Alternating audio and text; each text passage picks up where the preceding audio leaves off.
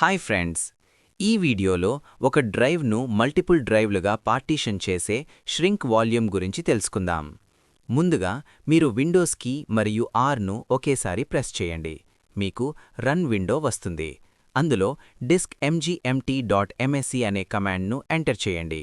మీకు disc management window వస్తుంది. అందులో ష్రింక్ చేయవలసిన డ్రైవ్ మీద రైట్ క్లిక్ ఇవ్వండి. మీకు డ్రాప్ డౌన్ మెనూ వస్తుంది. అందులో ష్రింక్ వాల్యూమ్ను సెలెక్ట్ చేయండి. అందులో మీకు total size of the drive, size of available shrink space, మూడవ బాక్స్లో మీరు రెండవ బాక్స్లోనే సైజ్ నుంచి మీకు ఎంత అమౌంట్ ఆఫ్ స్పేస్ కావాలో ఎంటర్ చేయండి. మీరు ఎంటర్ చేసిన సైజ్తో మరొక అన్అలోకేటెడ్ డ్రైవ్ క్రియేట్ అవుతుంది. ఆ డ్రైవ్ మీద రైట్ క్లిక్ ఇచ్చి న్యూ సింపుల్ వాల్యూమ్ అనే దానిని క్లిక్ చేయండి. తరువాత నెక్స్ట్ బటన్ 4 సార్లు వస్తుంది. వాటిని క్లిక్ చేయండి. తరువాత ఫినిష్ బటన్ను క్లిక్ చేయండి. మీకు క్రొత్త డ్రైవ్ క్రియేట్ అవుతుంది.